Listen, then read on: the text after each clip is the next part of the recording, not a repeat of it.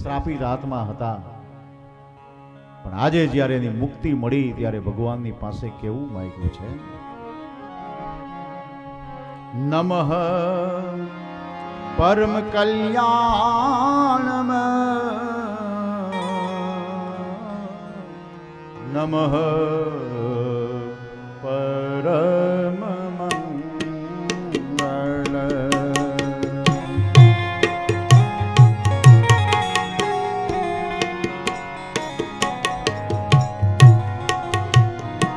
હાથ જોડી ભગવાનને વંદન કરે છે, નમઃ પરમ કલ્યાણમ નમઃ પરમ મંગલમ. હે મારા નાથ, આજે તારા જેવો દયાળુ આ જગતમાં બીજો કોણ હોય, અમારા ઉપર દયા કરીને અમારો ઉદ્ધાર કરો.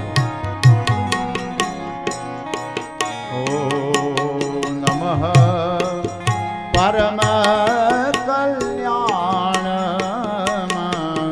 નમઃ પરમ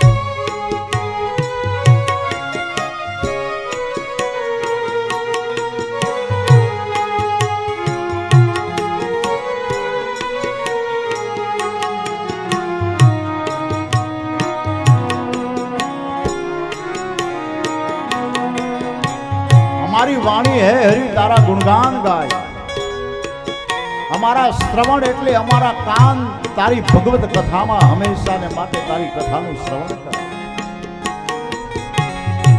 અમારા હાથથી હંમેશા ને માટે અમે સત્કર્મ કરતા રહીએ પ્રભુ. આમ એક એક ઇન્દ્રિય સત્કર્મની અંદર વ્યતીત કરી દીધી, સમર્પિત કરી દીધી. વાણી ગુણાનું કથાયે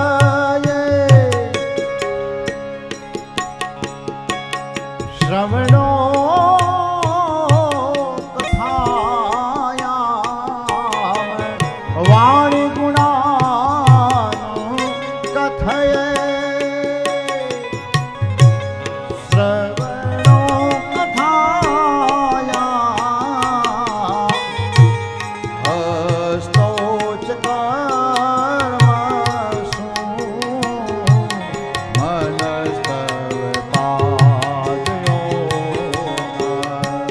અમારા હાથથી અમે સારા કર્મ કરીએ મારા નાથ, અમારા હાથથી હંમેશા ને માટે ધર્મના કાર્ય થાય.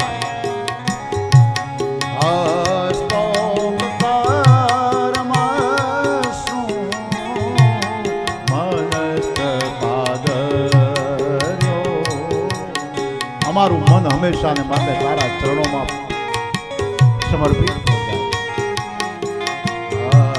નમઃ પરમ મંગલા નમઃ પરમ કલ્યાણ નમઃ પરમ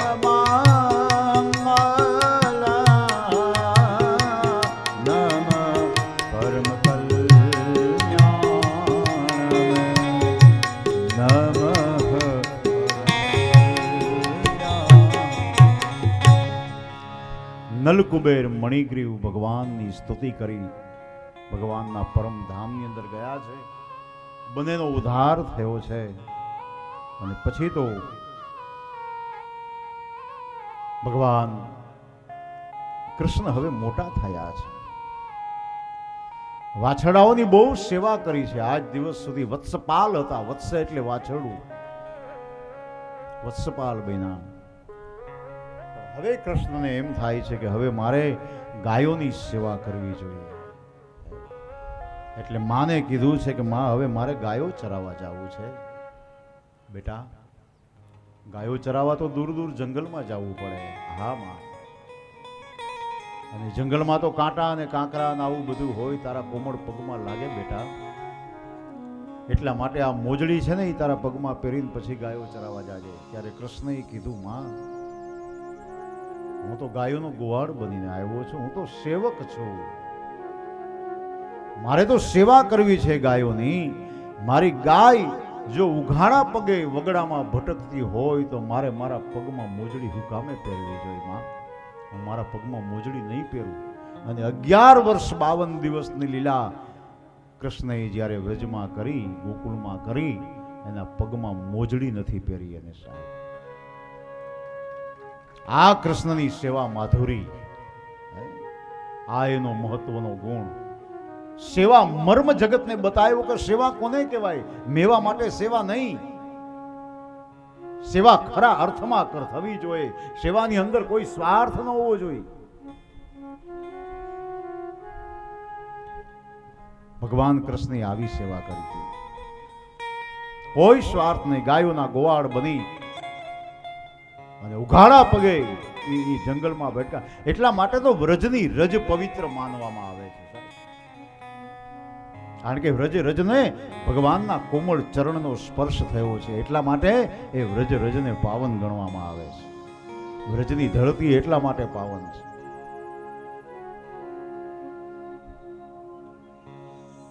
બરાબર કાર્તિક માસ શુક્લ પક્ષ અષ્ટમી તિથિ, ગોપાષ્ટમી જેને કહેવામાં આવે છે, અને એ દિવસે સવારમાં જાગી સ્નાન કરી વસ્ત્ર અલંકાર પહેર્યા છે. માને ખબર છે કે આજે ગાયો ચરાવવા જવાનો છે કનૈયો. પહેલી વાર માએ માખણ મિશ્રી ખવડાવ્યા બિહારીને. પ્રેમથી માથે હાથ ફેરવો કૃષ્ણને બલરામની બંને ઉપર. બેટા ધ્યાન રાખજો, વગડામાં બહુ દૂર દૂર જવું પડે નહીં. માં ચિંતા ન કરો. માએ હાથમાં લાકડી આપી છે, કાળી કામડી આપી છે. એ કાળી કામડી લઈ અને કૃષ્ણએ પોતાના ખંભે નાખી છે. ત્રિલોકનો નાથ આજે ગાયોનો ગોવાળ બન્યો છે. જો કેવો લાગતો તો ઉઘાડા પગ છે અને એ વૃંદાવનની વાટ પકડે છે. બધા ગોવાળોની સાથે ગાયો ચરાવે છે કૃષ્ણ.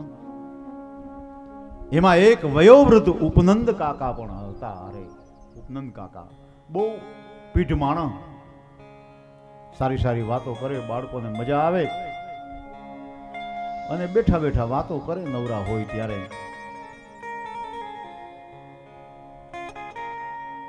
એમાં એક દિવસ ઉપનંદ કાકાએ કીધું કે ભાઈઓ, અહીંયા આપણને ઉત્પાત બહુ થાય છે. અહીંયા રાક્ષસો આવે છે, અસુરો આવે છે. આપણે સુખ ચેનથી રહી નથી શકતા. આપણા માલ ઢોર બધા જોખમમાં છે. પણ હવે એવું કોઈ સલામત સ્થળ હોય તો ત્યાં આપણે જાય. બધાએ કીધું કાકા એવી જગ્યા ક્યાં છે? ઉપનંદ કાકાએ કીધું કે મારા ધ્યાનમાં છે. યમુનાનો એ કિનારો, સુંદર મજાનો ધામ છે, પવિત્ર ધામ છે. વૃક્ષો છે, પક્ષીઓનો કલરવ, આવું સુંદર મજાનું વાતાવરણ. અને ઈ ધામ છે વૃંદાવન ધામ. વૃંદાવનની અંદર આપણે બધા જઈએ, કારણ કે વૃંદા એટલે ભક્તિ. જ્યાં ભક્તિનું વન હોય ત્યાં પછી ઉત્પાત ન હોય, ચિંતા ન હોય. ભક્તિ એટલે તુલસી.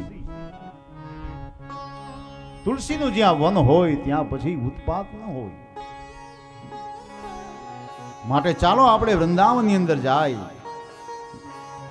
અને ત્યારે એમ કહેવાય છે કે ઉપનંદ કાકાના એ વચનને માન આપી બધા ગોવાળોએ વૃંદાવન જવાનો નિર્ણય કર્યો. ઢોર ઢાખર માલ ગાયો બધું લઈ વનમ વૃંદાવનમ નામ પસવ્યમ નવહાકાનમ વનમ વૃંદાવનમ નામ પસવ્યમ નાકાનમ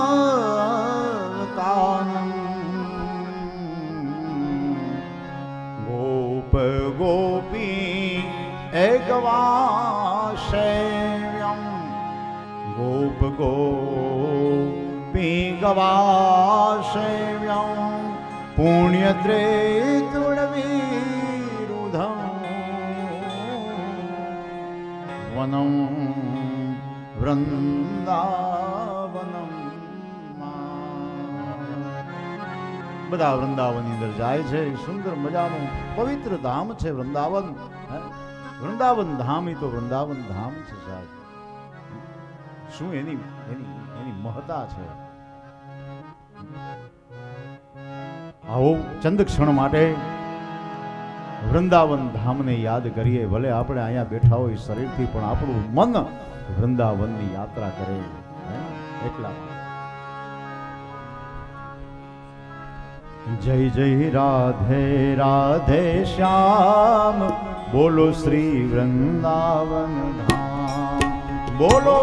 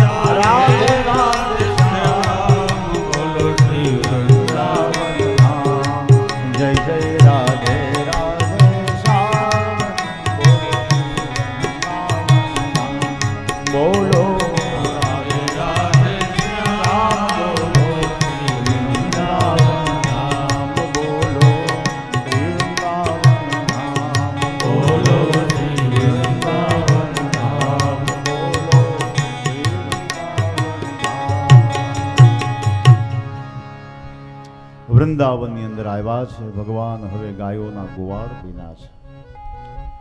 ભગવાનનું એક નામ છે ગોપાલ.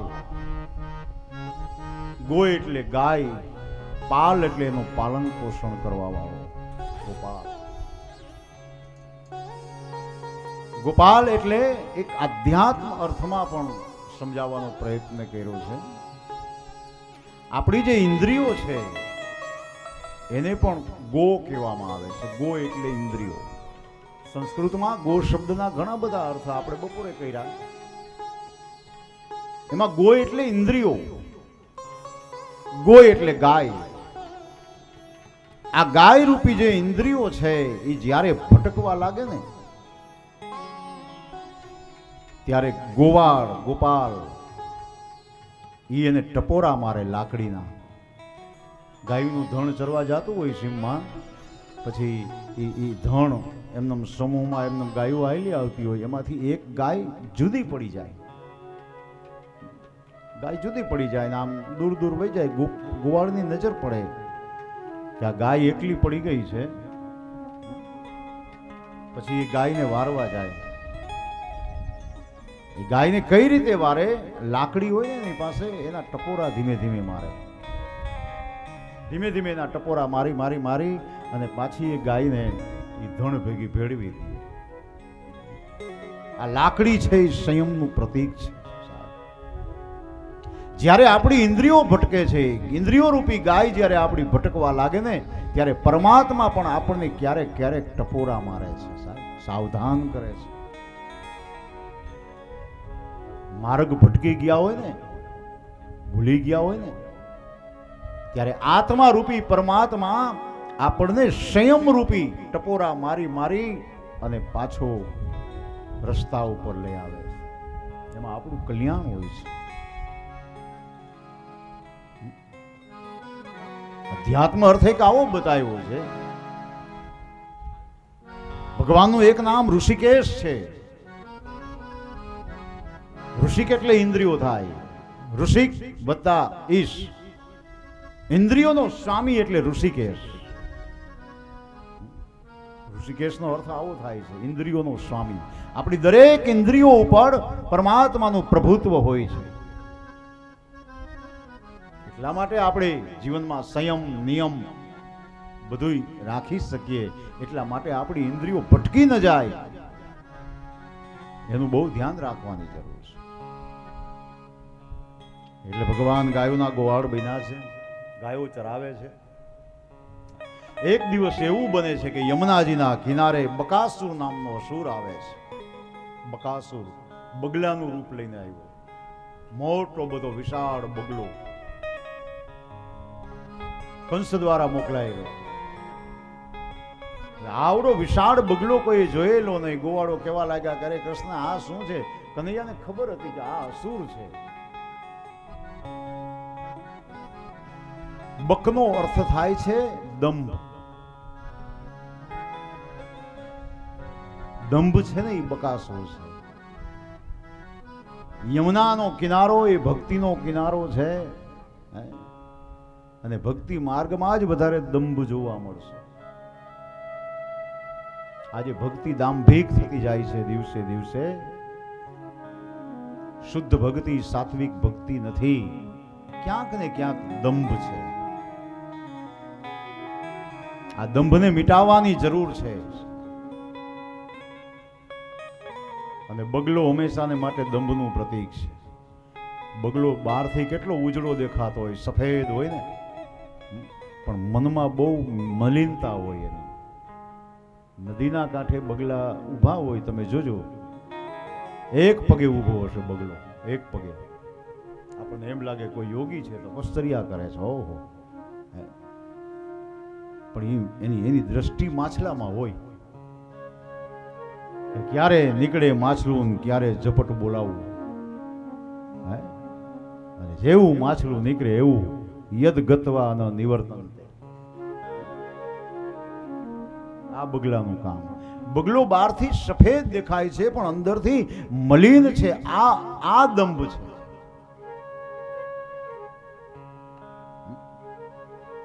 મન મેલા તન યુજડા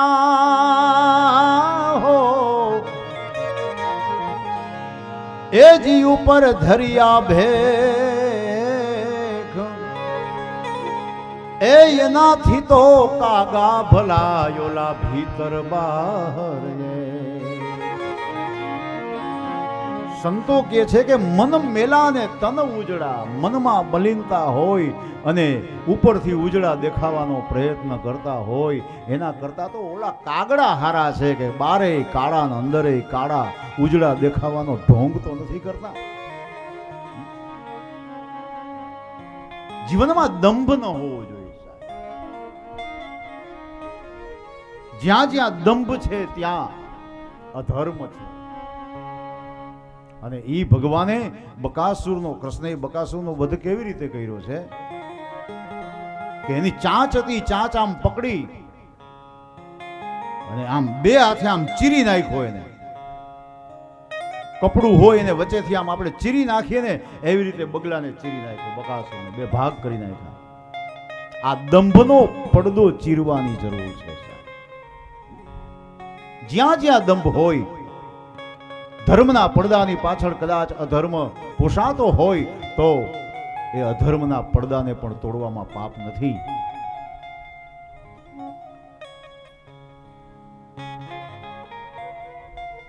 જો દંભનો પડદો તૂટે તો જ શુદ્ધ ભક્તિના દર્શન થાય. એટલે બકાસુરનો વધ કર્યો. બકાસુર દંભ છે. ત્યાર પછી અઘાસુર આવે છે. અઘાસુર નામનો અસુર આવ્યો. એ અજગરનું રૂપ લઈને આવ્યો. અઘ એટલે પાપ. અઘનો અર્થ થાય પાપ. અઘાસુર એ તો અજગર થઈને આવ્યો. ભાગવતમાં તો એવું લખ્યું છે કે એ અઘાસુરે એટલું બધું મોઢું ફાડ્યું, એનો નીચલો હોઠ ધરતીને અડતો હતો અને ઉપલો હોઠ આકાશને ઉડતો હતો. એવડું વિશાળ મોઢું ફાડ્યું, ગુફા જેવડું મોઢું. ભાગવતની આ સમાધિ ભાષા છે. ભાગવતનું આ તત્વજ્ઞાન છે. નીચલો ઓઠ જમીનને અડે, ઉપલો ઓઠ આકાશને અડે, એવડું વિશાળ મોટું ફાડ્યું. એનો અર્થ એ થાય કે અઘાસુર એ પાપનું પ્રતીક છે. પાપ ધરતીથી માંડી અને આકાશ સુધી ફેલાયેલું છે. એમાંથી બચવું બહુ અઘરું છે. એના માટે બહુ સંયમ રાખવો પડે. પાપ ક્યાં નથી. તમે ગમે ત્યાં જાઓ, પાપ તમારી પાસે આવે જ. પણ એમાંથી બચવું કઈ રીતે, આપણો વિવેક, વિનયની જરૂર છે. મોટું બધું મુખ ખોલેલું. ગોવાળિયાએ કીધું કે અરે કનૈયા, આ તો કંઈક ગુફા જેવું લાગે છે, ચાલ ને અંદર જાય. કનૈયો કે અંદર ન જવાય, કારણ કે કૃષ્ણને તો ખબર હતી. પણ હઠ પકડી કે ના, તું આવ અમારી સાથે, એકલા નહીં અમે, તું અમારી હારે હાલ. આ મોટામાં મોટો ગુણ જો ગોવાળોનો, ભક્તિ માર્ગનો મોટામાં મોટો ગુણ એ છે કે દરેક કાર્ય ભગવાનને સાથે રાખીને કરવું. આ સિદ્ધાંત છે ભક્તિ માર્ગનો. કોઈ પણ કાર્યની શરૂઆત ભગવાનની સાથે એની હાજરીથી કરવી. ભગવાનને ભૂલીને નહીં. ભલે ગોવાળિયા અબુધ હતા, અભણ હતા, પણ એના જીવનના અમુક સિદ્ધાંતો બહુ સમજવા જેવા. અધ્યાત્મ અર્થ બતાવ્યો. એકલા નો જાય. કૃષ્ણએ કીધું કે જાવ જોઈ આવો અંદર જઈને. એકલા નહીં, તું હારે હાલ, તું આવ્યું તો જ આવું, નકર નથી જાવું. લે હઠ પકડી. આ જીવનો સ્વભાવ છે. જો ઈશ્વર જેવા ઈશ્વરને એમ કે તું હારે હાલ તો અમે જાય. આ જીવનો સ્વભાવ જ એવો છે. તમે જોજો, ચાની દુકાન હોય, હોટલ, ત્યાં આમ ચાની રકાબી પીતા પીતા કોઈના હાથમાં છાપું આવે અને એમાં એ છાપામાં એ વાંચે, લખ્યું હોય કે આટલામી તારીખે આ પ્રલય થવાનો છે અને બધું વિનાશ થઈ જવાનો છે. એટલે ઓલો એમ કે ઓહો, આટલામી તારીખે આ પ્રલય થાય. ત્યાં બીજો જે બેઠો બેઠો રકાબી હાથમાં લઈને પીતો હોય ને, એ એમ કે આમાં કોઈ નહીં બચે. તો કે ના, કોઈ નથી બચવાનું, આમાં બધાયને મરવાનું છે. એટલે ઓલો શું કે ખબર, એ હારું લ્યો, ઘા ભેરો ગહડકો નીકળી જાય. લે ઘા ભેરો ઘોડકો નીકળી જાય. અને હમણાં એમ કીધું હોય કે હવે તારું આવી બન્યું છે, તારે જવાનું છે, તો એમ કે ના ભાઈ આપણે એકલા નહીં ભાઈ, આપણે તો અહીંયા હજી વાર છે. એકલાને કોઈને તમે મરવાનું કયો તો કોઈ કબૂલ નહીં કરે. બાકી જો બધાને હારે હંપીને જવાનું હોય તો કાંઈ વાંધો નથી, લ્યો તો કાંઈ વાંધો નથી. અને ઈ એકલા નથી જવું એનું કારણ ઈ છે, એને એમ છે કે હું વયા ગયા પછી આ બધા અહીંયા જલસા કરશે અને હું વયો જઈશ. બાકી બધાને હારે જવું તો કાંઈ વાંધો નથી. એમ આ ગોવાળિયા એકલા નથી જતા, કૃષ્ણ હારે આવે તો એને કાંઈ મરવામાં પણ વાંધો નથી, જે થવું હોય થાય. ટૂંકમાં ઈશ્વર ઉપર આવો દ્રઢ ભરોસો છે એનો કે અમારી હારે કૃષ્ણ હોય ને તો પછી અમને કોઈ ઊની આંચ ના આવે. બસ આવો ભરોસો ભક્તિમાં હોવો જોઈએ. અને ઈ કૃષ્ણને સાથે લઈને ઈ અઘાસુરના પેટમાં જ્યારે જાય છે, એક પછી એક પણ અંદર ગયા પછી ખબર પડી કે આ તો રાક્ષસનું શરીર છે. અને જેવા બધા અંદર વયા ગયા પછી ધીમે ધીમે અઘાસુરે પોતાનું મોઢું બંધ કરવાનું શરૂ કર્યું. મુખ બીડાઈ જાય પછી તો હવા મળે નહીં, ગુંગડાવા લાગ્યા બધા અંદર. હાય કનૈયા હવે બચાવો બચાવો. કૃષ્ણ સાથે હોય ને તો કાંઈ વાંધો ન આવે. આનો અર્થ એ થાય કે કોઈ દિવસ પાપ ન કરવું, પાપ છૂટી જ જાય એવો પ્રયત્ન કરો. અને પાપ કરવું હોય તો ભગવાનને હારે રાખો. એટલે પાપ કરવાની પ્રેરણા નથી આપતો, પણ ભગવાનને હારે રાખો. જ્યારે જ્યારે પાપ કરવાની ઈચ્છા થાય ત્યારે પરમાત્માનું સ્મરણ કરી લેવું, પાપ છૂટી જશે. ઈશ્વરનું અનુસંધાન હોવું જોઈએ તો તમને પાપ નહીં થવા દે. અને પછી એમ કહેવાય કે ભગવાન એ કૃષ્ણએ એ અઘાસુરના પેટમાં પોતાનું સ્વરૂપ ધીમે ધીમે ભગવાન ઐશ્વર્યથી વધારવા લાગ્યા. વિશાળ સ્વરૂપ ધારણ કર્યું. પછી તો અઘાસુર ગુંગળાયો, કારણ કે જગ્યા જ નથી. પછી શ્વાસોચ્છ્વાસની ક્રિયા કેવી રીતે થાય? પછી તો ગુંગળાવા લાગ્યો, જમીન ઉપર માથા પછાડવા લાગ્યો. માથા પછાડી પોતે જ મૃત્યુને શરણ થઈ ગયો. અઘાસુર મરી ગયો. પછી બધા ધીમે બહાર નીકળ્યા. તો આવી રીતે પાપનો વિનાશ કર્યો પરમાત્માએ. અઘાસુરનો વધ કર્યો છે, પછી ધેનુકાસુરનો વધ કર્યો છે. અને ધેનુકાસુર છે ને એ ઇન્દ્રિયાધ્યાસ હતો, દેહાધ્યાસ નામનો ધેનુકાસુર. તાલવનની અંદર ધેનુકાસુર ગધેડાના રૂપે રહેતો હતો, ગધેડાના રૂપે. હવે આ દેહાધ્યાસ છે ને એ ગધેડાનું સ્વરૂપ છે. ગધેડો મૂર્ખતાનું પ્રતીક છે. આપણને આપણા આ શરીરનો જે અહંકાર છે ને, દેહનો જે અહંકાર છે ને, એ આપણી મૂર્ખતા છે. એ આપણી મૂર્ખતા છે. એક વખત શરીરને છોડવું પડશે, ગમે એવું હોય, પણ એને એક વખત ત્યાગી દેવું પડશે. તાલવનમાં મોટા સરસ મજાના મોટા વૃક્ષો, સરસ મજાના મીઠા ફળ, પણ કોઈને ગરવા ન દિયા.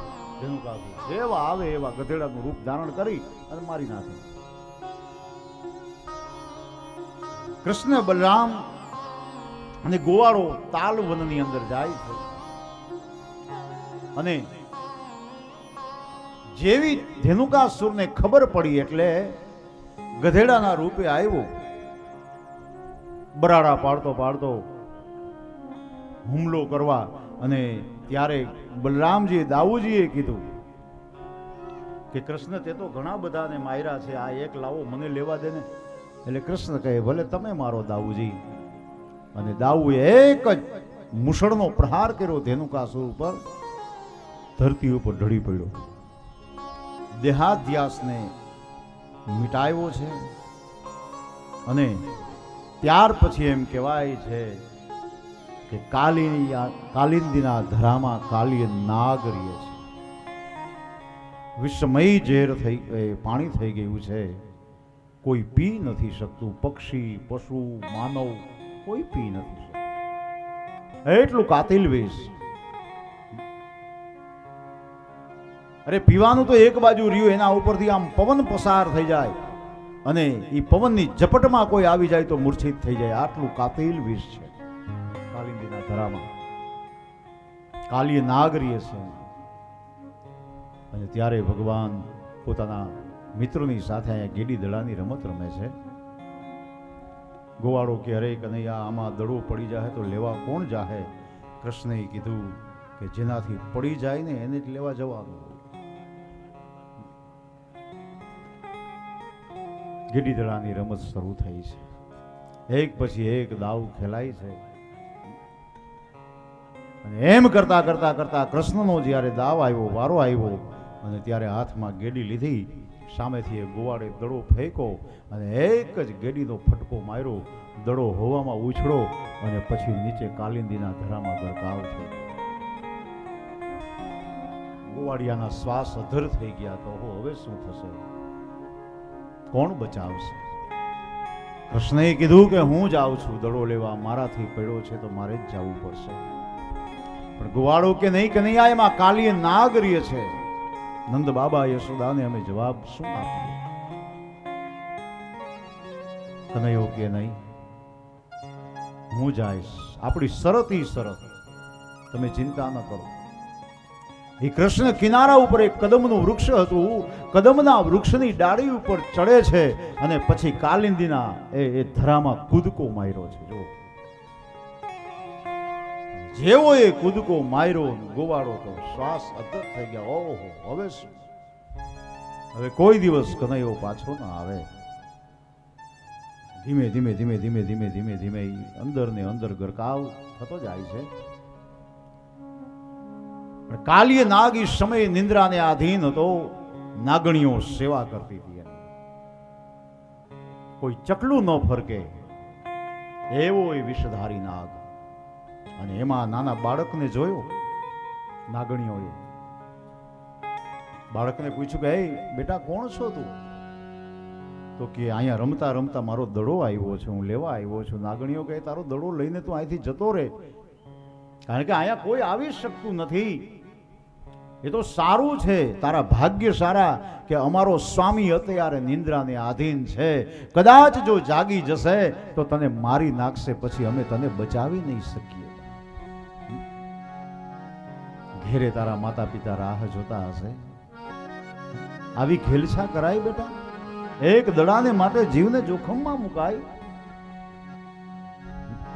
અને ત્યારે કૃષ્ણએ કીધું, ઓહો, તમારો નાગ ભરનિંદ્રામાં સૂતો છે, તો આજે મારે એને જગાડવો પડશે. હે નાગણીઓ, આ દડો તો મારું નિમિત્ત છે. અને ત્યારે નાગણીઓ કહે છે કે બેટા તું વહી જા તો સારી વાત છે. શું કહે છે નાગણી? જળ કમળ છાંડી જાને બાળા,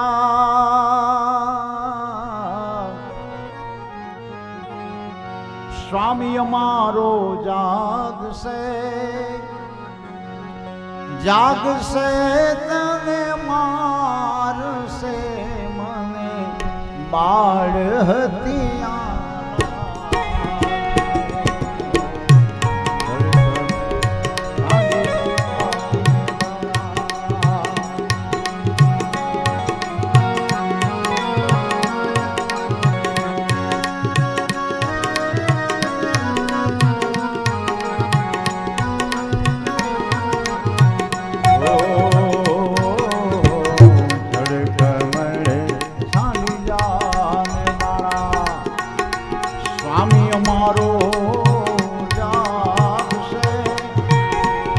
જાગશે તને મારશે, મને બાળ હતિયા લાગશે.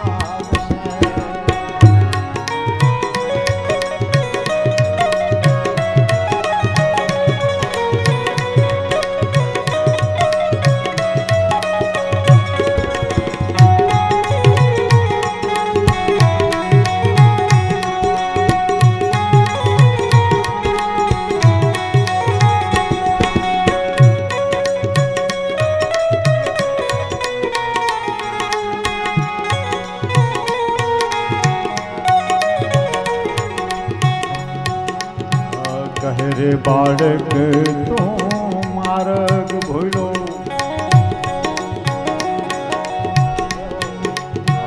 કહે રે બાળક તું માર્ગ ભૂલો, તારા વેરી રે વડાવ્યો,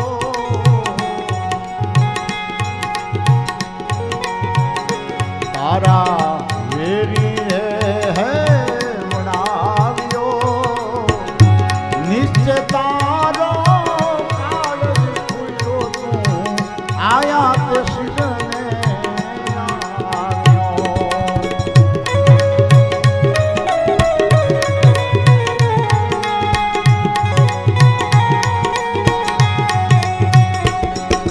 જવાબ આપે છે. જુઓ, નથી નાગણ હું માર્ગ ભૂલો, નથી મારા વેરી રે વડાવ્યો, નથી નાગણ હું માર્ગ ભૂલો, નથી મારા વેરી રે વડાવ્યો, પણ મથુરા નગરી માં જુગટુ રમતા નાગનો શીશ હું હાર્યો, હે કમળ છાડી જાને વાળા,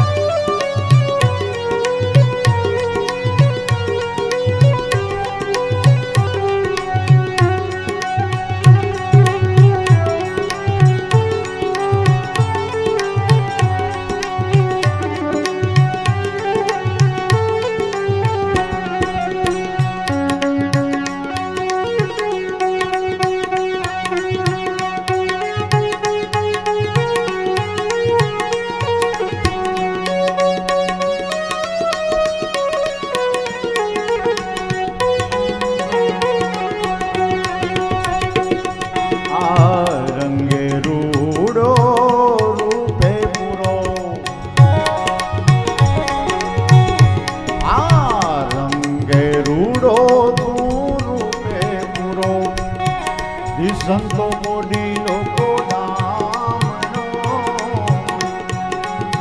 તારી માતાએ કેટલા જન્મ્યા તે માતું તારી માતાએ કેટલા જન્મ્યા તે માતું રે. કૃષ્ણ કહે, સાંભળો નાગણીઓ, હું અડખામણો નથી, હું તો મારા માતા પિતાને માટે બહુ વાલો છું. મારી માતાએ બેઉ જન્મ્યા, હા એમાં હું નટવર નાનો, મારી માતાએ બેઉ જન્મ્યા, એમાં હું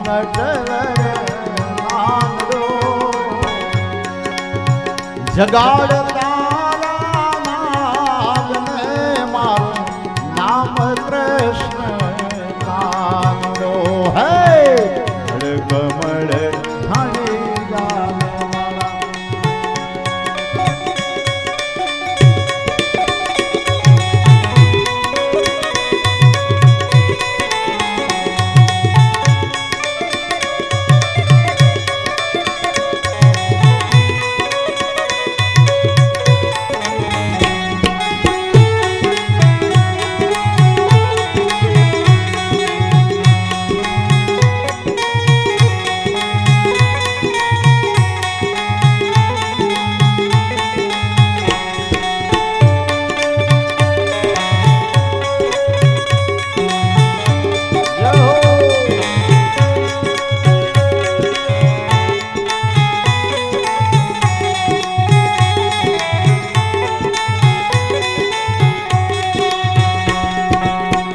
હવે નાગણીઓ પ્રલોભન આપે છે. જો આટલું કરવા છતાં આ બાળક માનતો નથી, એટલે નાગણીઓને થયું કે આ નાનું બાળક છે, કાંઈક પ્રલોભન આપી એટલે સમજી જાય. શું પ્રલોભન આપે છે? લાખ સવાનો મારો હાર નો આપું, આપું તુજે ને દોર્યો. લાખ સવાનો મારો હાર આપું તુજે ને દોર્યો. એટલું મારા નાગથી આપું તુજે ને દોર્યો. ત્યારે કૃષ્ણનો જવાબ શું છે? જો શું કરું નાગણ હારનો તારો. હે નાગણો, તમારા હારને મારે શું કરવો છે?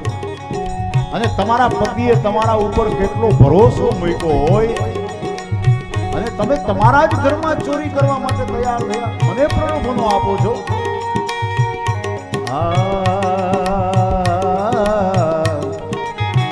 શું કરું નાગણે હારલો તારો, શું કરું તારો હે દોરીલો. સાને કાલે નાગણ તારે કરવી ઘરમાં ચોરીઓ. જડ કમળ છાંડી જાને બાળા. હવે નાગણીઓ વિચાર કરે છે કે આ બાળક માને એમ નથી. હવે આનું જે થવાનું હોય તે થાય. માટે ચાલો હવે આપણે આપણા પતિને જગાડવો જ પડશે. આનો કાળ જ આને અહીંયા લઈ આવ્યો છે, નકર આમ ન હોય. નાગણીઓ નાગને જગાડે છે, પણ કઈ રીતે જગાડે છે? જો ધ્યાન દેજો. પતિવ્રતા ધર્મનો મહાન સિદ્ધાંત આમાં છુપાયેલો છે, એક જ કડીની અંદર. બહેનો માતાઓએ ખાસ ધ્યાન દેજો. ચરણ ચાપી મૂછ મરડી, ચરણ ચાપી મૂછ મરડી. નાગણે નાગ જગાડ્યો, ચરણ ચાપી મૂછ મરડી. પોતાના પતિદેવને ભર નિંદ્રામાંથી જગાડવાને એ મહાપાપ છે, પાપ છે. પણ જગાડવા હોય તો કઈ રીતે જગાડવા જોયો? ચરણ ચાપી મૂછ મરડી. પેલા ચરણનો સ્પર્શ કરજો. પતિદેવના ચરણ રજનો સ્પર્શ કરી માથા ઉપર ચડાવજો. ચરણ ચાપી મૂછ મરડી. નાગણીઓએ પેલા ચરણનો સ્પર્શ કર્યો, ચરણને ચાંપ્યા, બરાબર દબાવ્યા, અને પછી મૂછ મરડી એવી રીતે જગાડ્યો. એટલે ચરણ ચાપી મૂછ મરડી. ચરણનો સ્પર્શ કરજો. મૂછું હોય તો મૂછું ખેંચજો, નકર ગાલે ચીટીઓ ભરજો. આવું કરજો. આવી રીતે પતિને જગાડાય, ચરણનો સ્પર્શ કરાય અને પછી ધીમેથી જગાડાય. બાકી પગની લાત મારીને ન જગાડાય કે દી માથે ચડી ગયો છે, હવે ઉઠો. અને પતિદેવે પાછા એવા જેમ ગોદડું ખેંચતા જાય એમ પાછું વળી ખેંચતા જાય, ઉઠતા જાય. પણ અહીંયા તો પતિવ્રતા ધર્મ. ચરણ ચાપી મૂછ મરડી, નાગણે નાગ જગાડ્યો. ઉઠો ને ભગવાન બારણે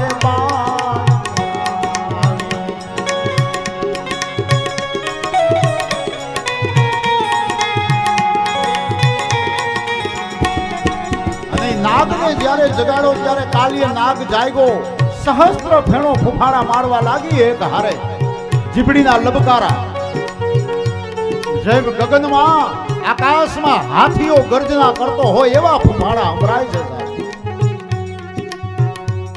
એવો નાગ જાગ્યો અને એક જ ફેણની થપાટ મારે કૃષ્ણને પછાડે. ઘડીકમાં કૃષ્ણ પટકાય, ઘડીકમાં નાગ પટકાય. એવું બળિયા બાથે વળગ્યા કૃષ્ણએ કાળી નાગ નાખ્યો. બળિયા બાથે વળગ્યા હે કૃષ્ણએ કાળી નાગ નાખ્યો. સહસ્ત્ર ફેરા ફૂલે ગગન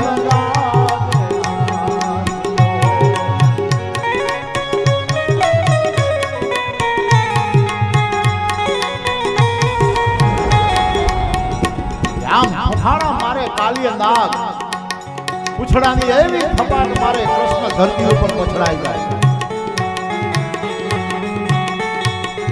પણ ભગવાન કૃષ્ણએ પછી કાલિય નાગનું પૂછડું પકડ્યું અને આમ જેમ કપડાને નીચોવામાં આવે એમ નીચોવા માંડ્યા પ્રભુ. કંઠ રૂંધાવા લાગ્યો, શ્વાસ રૂંધાવા લાગ્યો. કાલિય નાગ ધમ પછાડા કરવા લાગ્યો છૂટવા માટે, પણ એની શક્તિ બધી ક્ષીણ થઈ ગઈ. પછી એ ભગવાનનો બાર સ્વરૂપ કૂદકો મારી અને કાલિય નાગની ફણા ઉપર ચડી ગયો કનૈયો. અને એવું નૃત્ય કર્યું ફણા ઉપર. કાળ ઉપર નાચે ને ઈ કૃષ્ણ છે સાહેબ. કાળ ઉપર નાચે ઈ કનૈયો. એવું નૃત્ય કર્યું. નાગણીઓ ધ્રુજવા લાગી કે હો આ બાળકને આપણે સામાન્ય માનતા હતા, આ સામાન્ય નથી. પછી તો એને વિચાર કર્યો કે હવે તો શરણાગતિ સ્વીકારી લેવી, નહીતર આ તો મથુરા લઈ જાય, આનું માથું કાપી નાખશે. એટલે બધી નાગણીઓએ નિર્ણય કર્યો હવે તો એક જ ઉપાય, શરણાગતિ. મોતીઓના થાળ ભર્યા, હીરા માણેકના થાળ ભર્યા, મણીઓના થાળ ભર્યા. થાળ ભૈરો રે સગ મોતી રે કૃષ્ણ એ વધાવ્યા.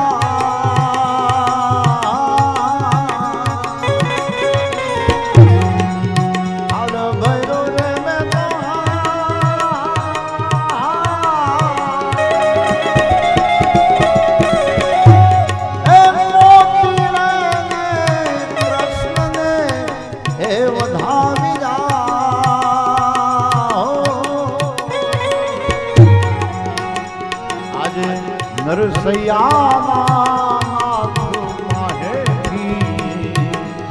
નાગણે નાગ છોડાવ્યો. નરસૈયાના જોને નાગ પાહે નાગણે નાગ છોડાવ્યો. બાળા સ્વામી અમારો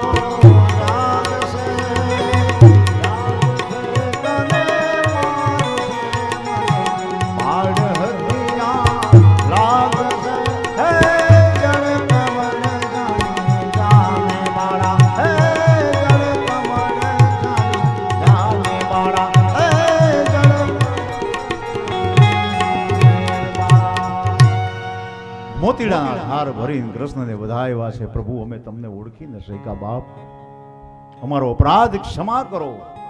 ત્રાહિમામ ત્રાહિમામ ત્રાહિમામ, અમારા પતિને મારશો નહીં, એને જીવત દાન આપો.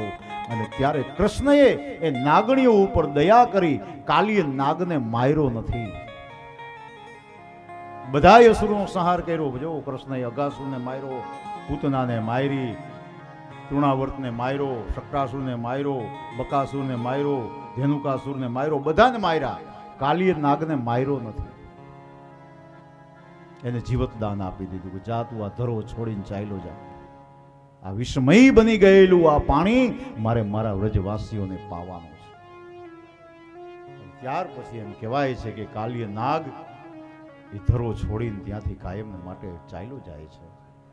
વિષમય બની ગયેલું પાણી ભગવાને ફરી વખત અમૃતમય બનાવ્યું. જો આ સામાજિક કાર્ય કૃષ્ણનું,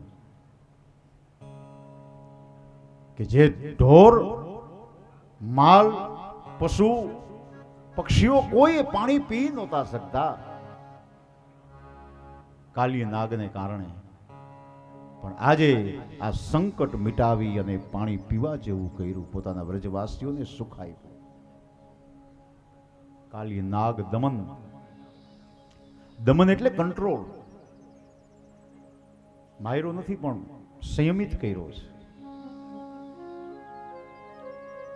આપણા જીવનમાં જ્યારે ઝેર પ્રસરી જાય ને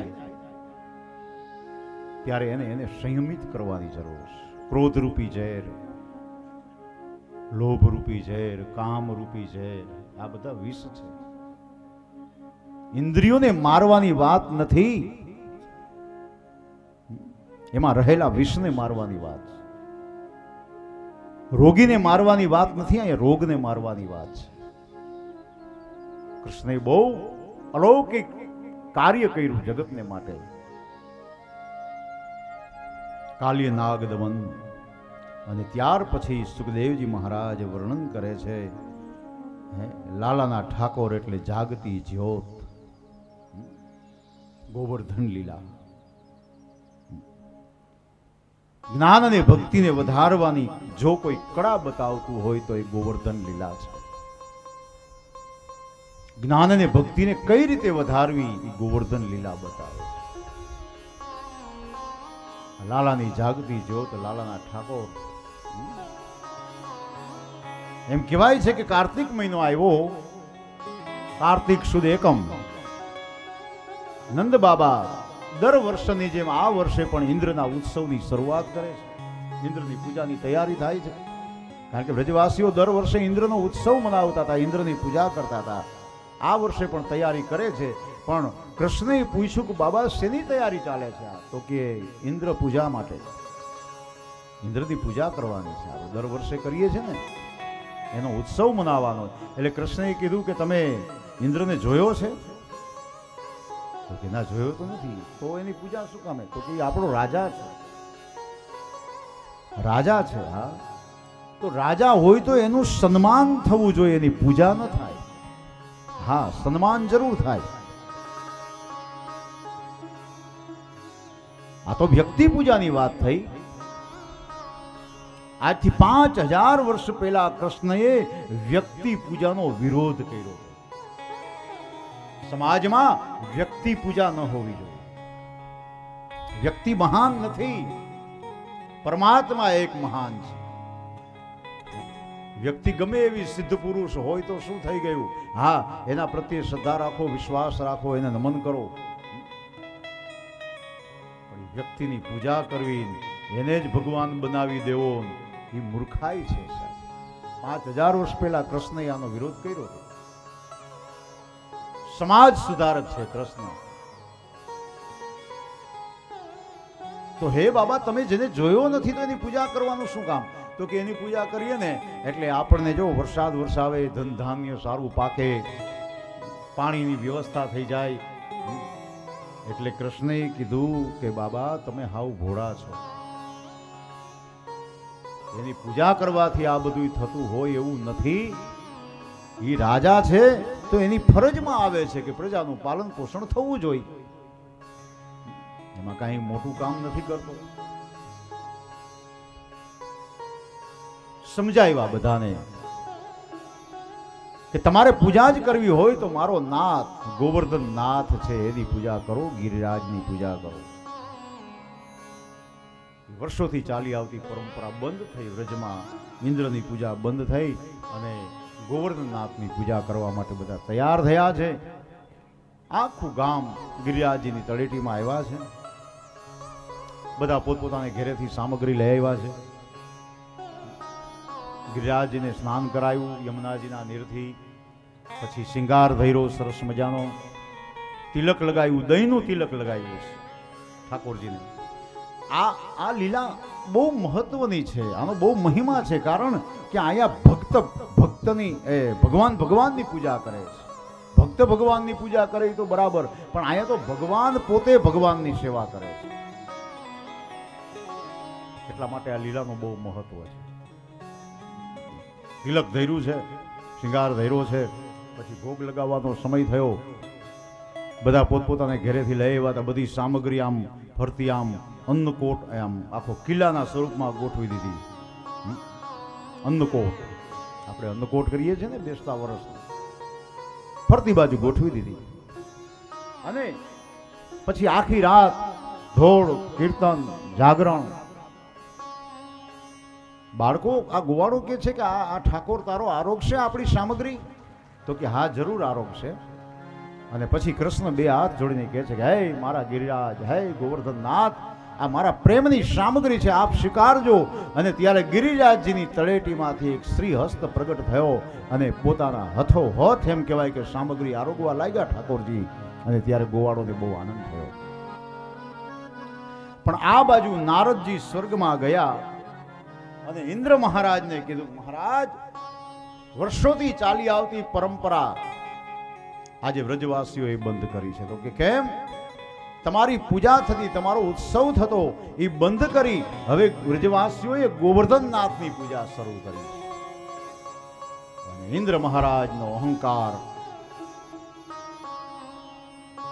ઘવાયો, સિંહાસનમાંથી ઉભો થઈ ગયો કે હો વ્રજવાસીઓની આ હિંમત, મારું હડાહડ અપમાન કર્યું છે, માટે અપમાનનો બદલો જરૂર લઈશ.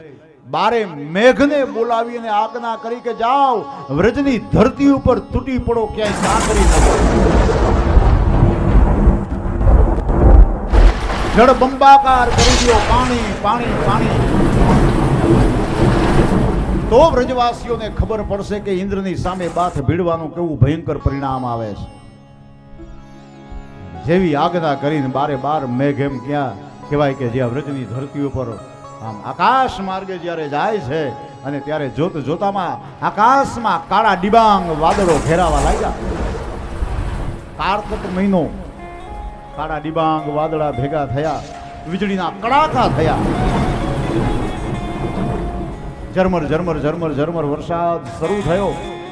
ગોવાળિયાઓ કહેવા લાગ્યા કે અરે આ અત્યારે કારતક મહિનામાં વરસાદ? ત્યાં બીજો ગોવાળ કે હા આ તો ઇન્દ્રનો કોપ છે.